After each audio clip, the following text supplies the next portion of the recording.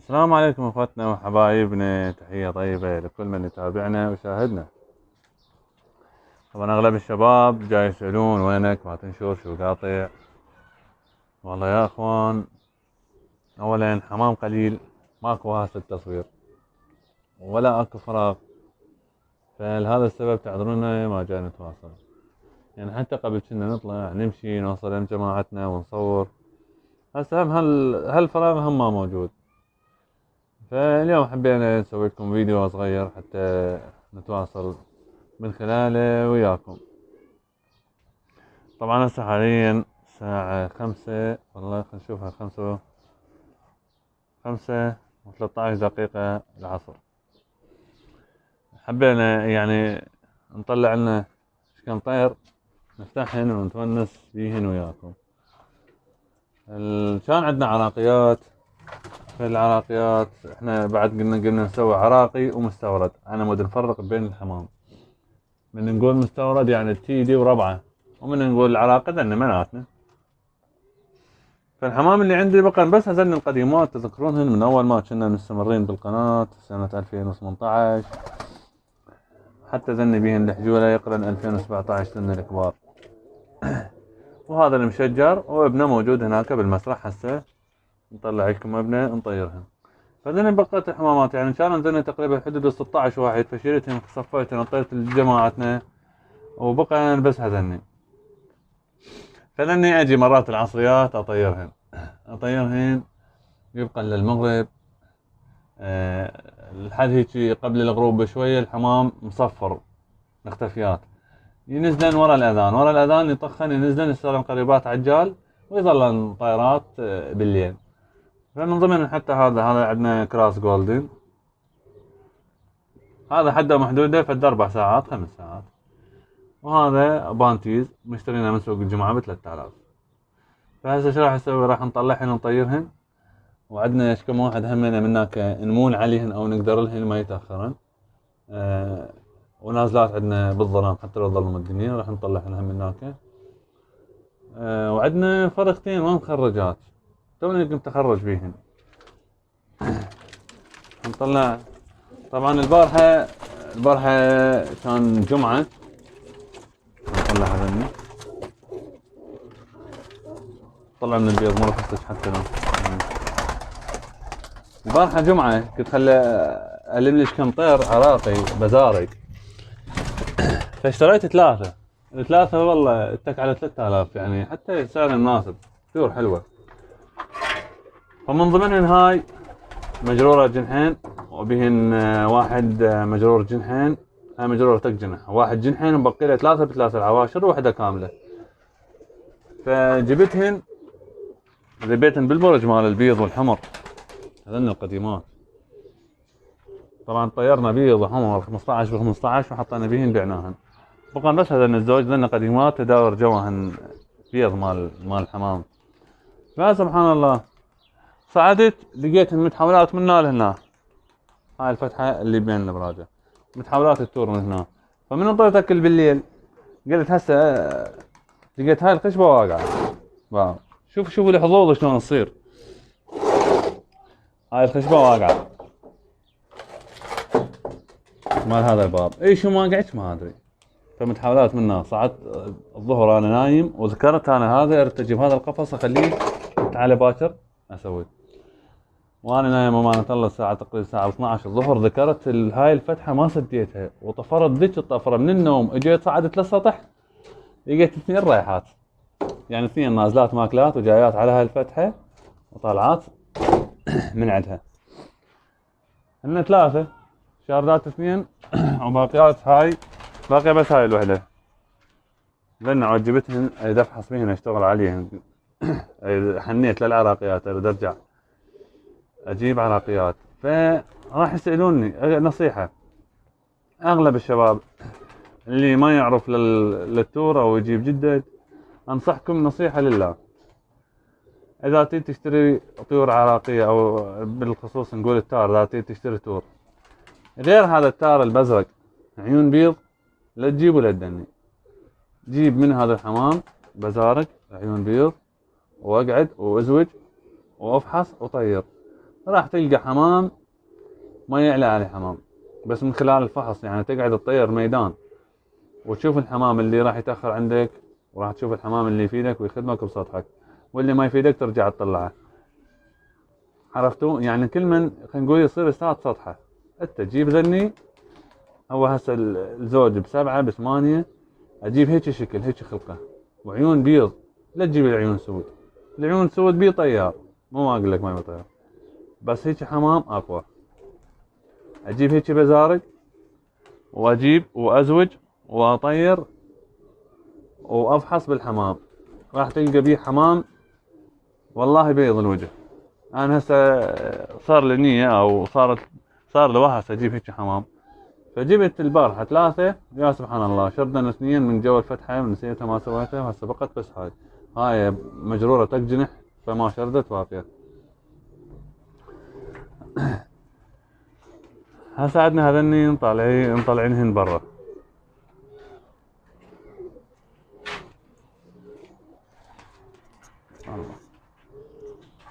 عندنا ذن المخاليف هنا طابقينهن على زوجهن، بس ما مخليهن سلال بهذا البرد. هاي كلها مخاليف ما زادت. فاحنا عندنا بس وحده نمون عليها من ذني، وينك؟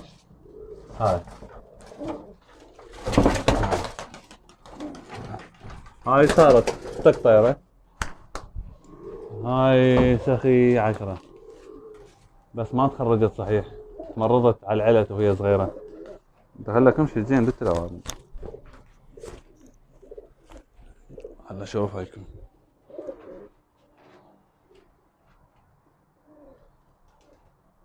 هاي سخي 10 ما طارت زين، تعال علت وهي صغيرة، وبقت شنو؟ بقت مطيارها بارد، يعني ما تفتح وتروح وتطيرها. حتى لو اطيرها العصر هسه تطير لها ساعة، اقل ساعة نص ساعة، حالة حال الحمام. فهسه طلعناها حتى اطيرها ويا هذا. بعد شو نطلع هذا ابن المشجر، هذا يطلع برا. زوجينا على هاي الطيرة، هاي الطيرة كسر فيكم سالفة عليها. بشهر الثاني كان عندنا سباق كربلاء، فمن قعدنا وجهزنا للحمام. يوم من الايام انا اطير واطلع للشغل، فمن جيت من الشغل لقيت تقريبا عندي 10 حمامات ما نازلات بعدهن بالسماء.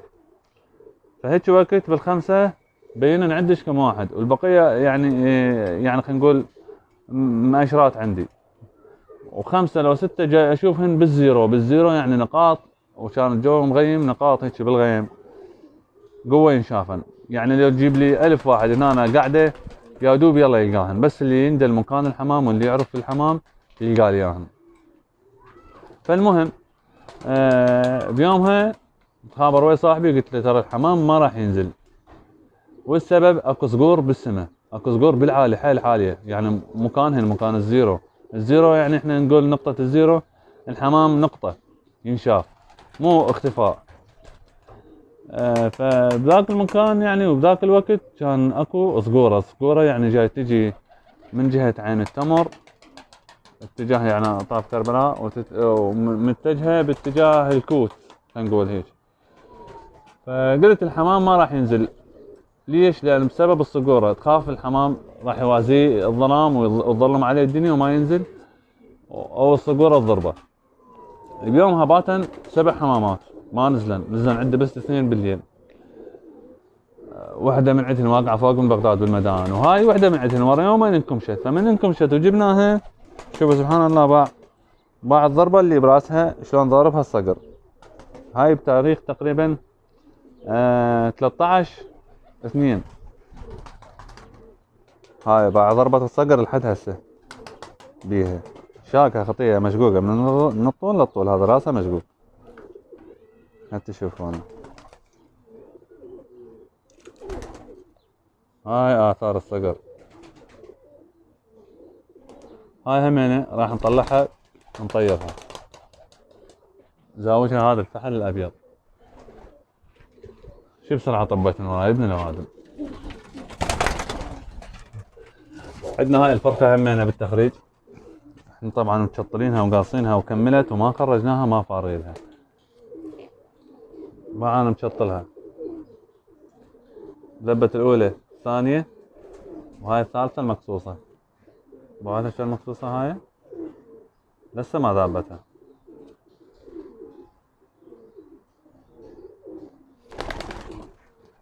مخربطة. وهاي عندنا بعد هاي.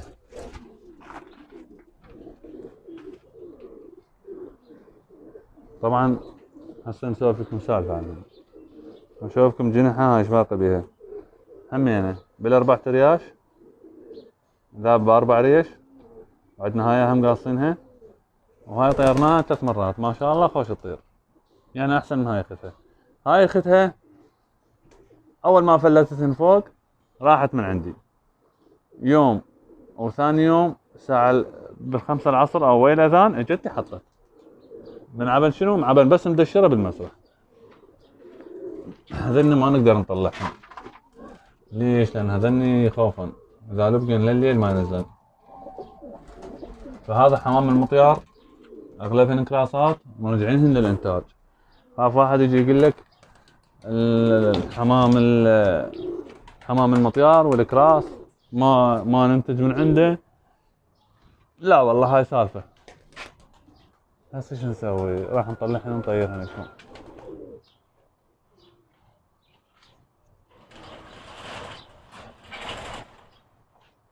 يلا اصعد.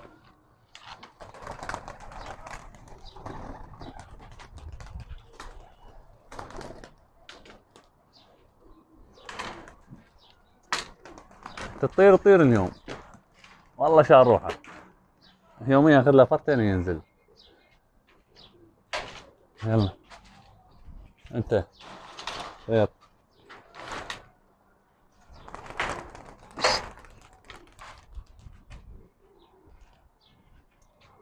وبعوله هذا المخلف المخربط ما عليه، خليه يطير لي فرتين ثلاثة، خليه يطير له 5 دقائق. اهم شي يندل مكانه وينزل خلاص. بعدها نعرف شلون راح اطيره واخرجه واخليه يفتح ويل حمام. هاي المايه طلعناها من البيت قبل شي بروحها. ولا يريد ينزل اكو انقص بالحمام، الحمامات مو كلهم ذني. هاي المخلفة اللي اخت هذا. طبعا هذا امهاته اثنين كراسات، واخواته ما شاء الله اخواته هناك عازلهن، طيرناهن وخرجناهن وقعدناهن.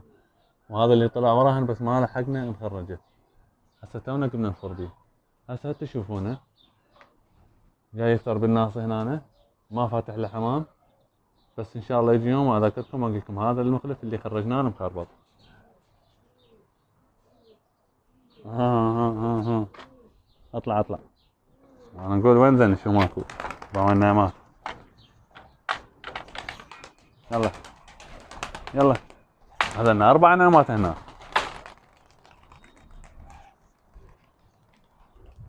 كان هنا بهالمكان يدورن اكل جوها انزل.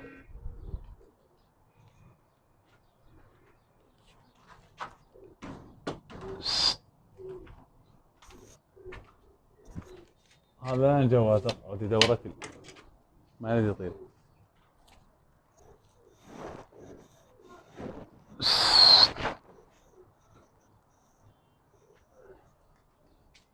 هاي اثار النوم، اكل ونوم ما يطيرن.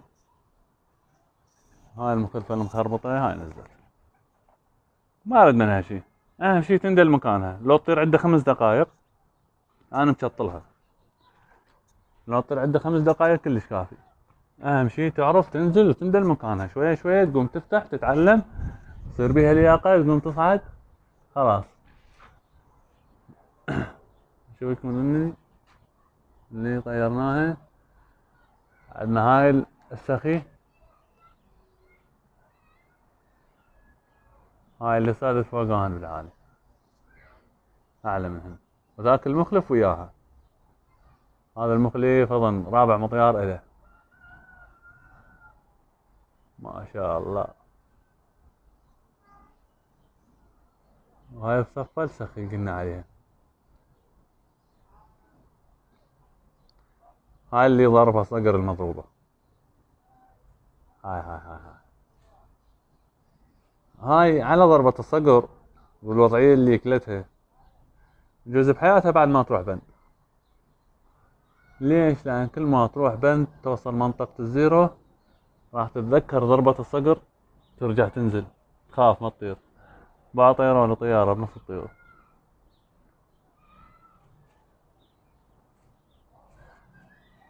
بعد شلون طيران الطيارة هذا خبيث. هسه راح احاكيها قلنا ننزلها. لأن على داير الحمام احتمال ينضربن بالخيط، وهذا الخيط اللي يطيرونه يسمونه شيشة، بيه شلون القزاز يأذي الطيور.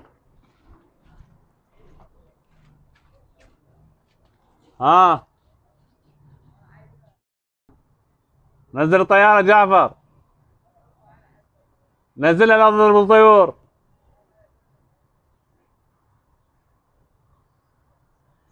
حباب راح طير بالساحة، طير بالساحة.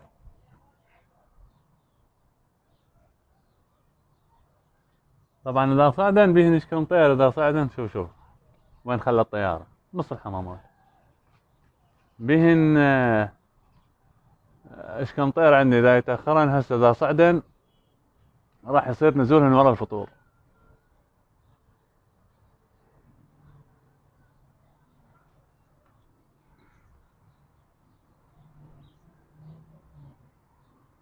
هذا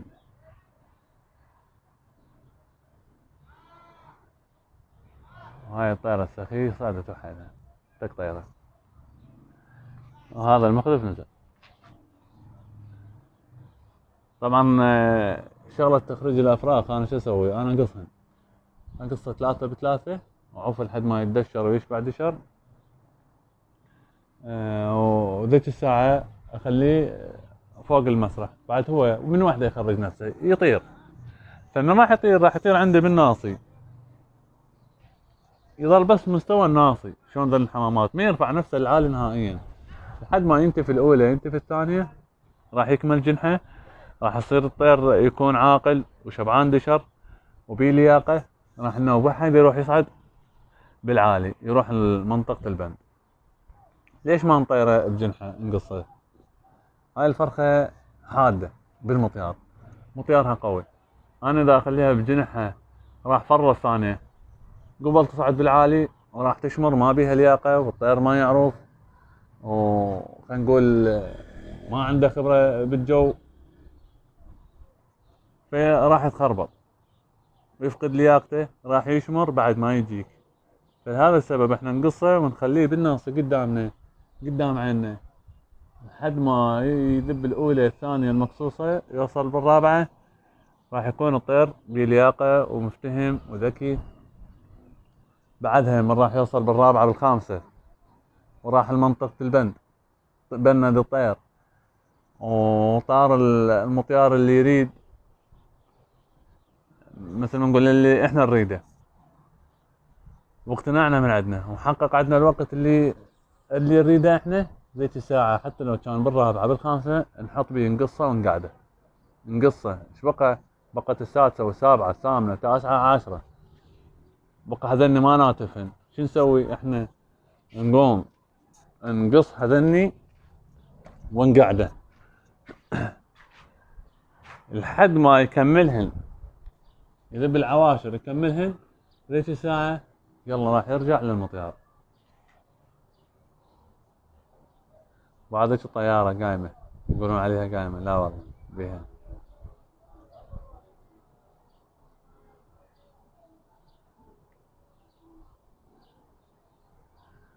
هذا مطيار بسيط لعيونكم، قلنا بس نحب نتواصل وياكم.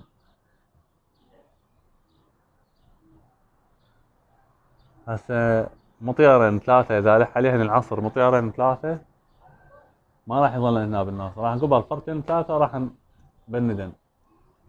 شو وقت ينزلن الدنيا ظلام ورا الاذان يلا يبينن.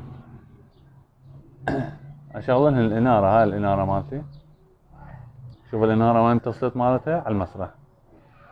اطلع لهن الطيور بالمسرح مو فوق المسرح، لا اللي يطلع يطير اطلع لهن داخل المسرح، داخل المسرح. واسد الابراج واخلي الحمام يلعب بالمسرح حتى الحمام الطاير يبقى يشوف انه ينزل عليهن.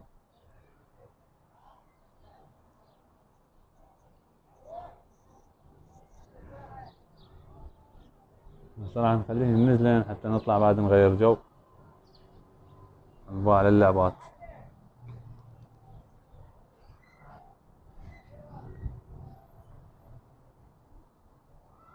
واليوم الجو حلو ما شاء الله يخبل مطر هذا مغيمة.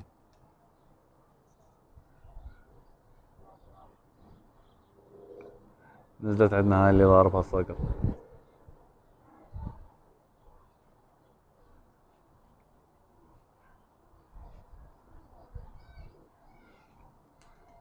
هذين السنين ابو انا هسه اللي حطن هذين اذا اطيرهن مرتين 3 العصر لان النزول بعد ماكو هيك وقت هو رايح بالسماء. اشوفه خير دليل على ان الحمام اقيكم قاعد وما اطير بيه. شوف شلون نزلن تعبانات ذن جماعة زر واكل ونوم وما يطيرون. هذا ابسط دليل من لقيكم الحمام عايفة ياكل ونوم وما جاي يطيرون. نبي ساعة طيرناهن اظن بال5:15 طيرناهن. هذا الوقت قدامكم 5:34 يعني 20 دقيقة طاروا. ايش بقن هاي الطيارة السخي وبقى هذا المخلف التخريج جديد. انا اهم شي هذا ينزل ننزل هذا ونروح نطلع للساحة. الساحة مطوبة يعني قصدي.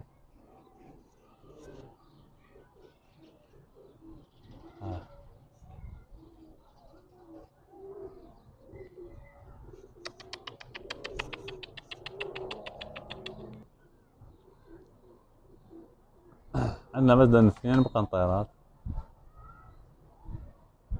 طلب اخوي صغيرون فضلا وليس امرا يعني ادعمونا بلايك للفيديو خلي الفيديو يصعد لان اغلب المتابعين ما يدرون بانه الفيديو او ما يدرون بانه احنا نزلنا فيديو على القناة ونشرنا. فنريد منكم لايكات حتى الفيديو يصعد لاكثر عدد من المتابعين. واللي يحب يتابعنا على التيك توك هم جاي انزل فيديوهات بس اكتب ابو التور وراح تطلع لكم صورتي وياي تكرمون كلب هاسكي ابيض. بس اكتب ابو التور على التيك توك تطلع لكم صفحتنا هم تابعونا هناك وانا خادمكم وتدللون وراح ننزل لكم ان شاء الله اللي نقدر عليه نسوي لكم فيديوهات بسيطة وننزل لكم.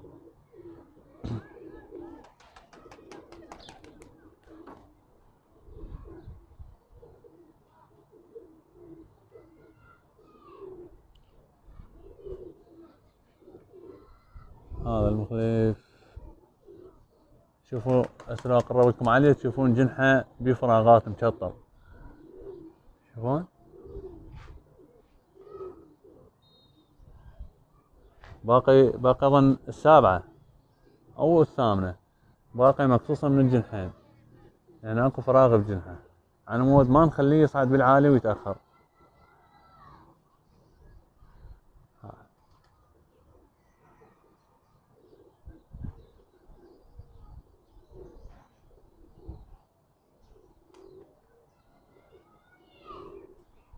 هذا المخلف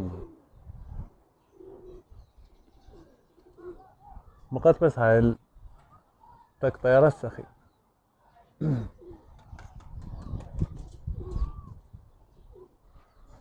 وان شاء الله بحال الله عندنا وجبة فرخات راح نقعد ندشرها. اذا دشرناها هم نتواصل وياكم ويا التخريج والدشر اول باول ننزل لكم حلقات عنها.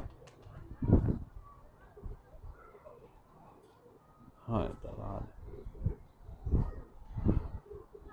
والجو ما شاء الله مغيمة هو يخبل.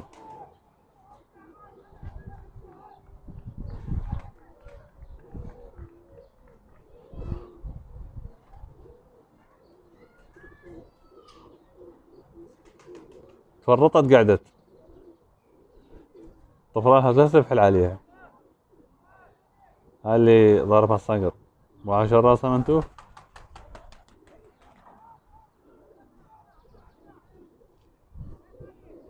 يلا اخواننا لهنا حتى ما نطول عليكم الفيديو. وصلنا لنهاية الحلقة.